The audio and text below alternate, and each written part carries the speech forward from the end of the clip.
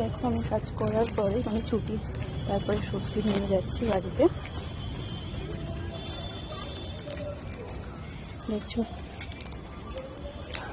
হাঁপিয়ে গেছি, প্রচুর টায়ার্ড, কারণ সকাল 9টা-10টার দিকে চলে আসতে হয় কাজে, তো সেই কারণে আজকে দিন রাতেই বাজার করলাম। একটু আগে তোমাদেরকে দেখালাম আমি বাজার করে ফিরছি কাজে থেকে।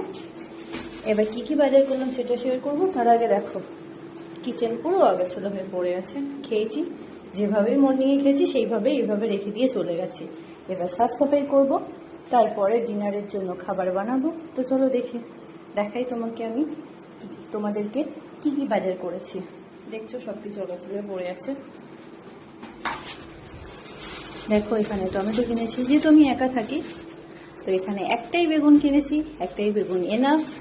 কিছু পটল কিনেছি, যা কাকু মনে হয় লঙ্কা দিতেই। চলো দেখো সাফ সাফাই কমপ্লিট। আজকে রাতে আমি ভাবছি কি করবো কি করবো না। চলো আমি ফ্রেশ হয়ে গেলাম, ঘর সাফ সাফাই করলাম, আমি নিজে ফ্রেশ হলাম। আর দেখো আমার মুখে এত পরিমাণে পিম্পলস হয়েছে, আর তারপরে মশাও কামড়িয়েছে। তো আমি ফ্রেশ কমপ্লিট, তোমাদের সাথে শেয়ার করে দিলাম সবটা।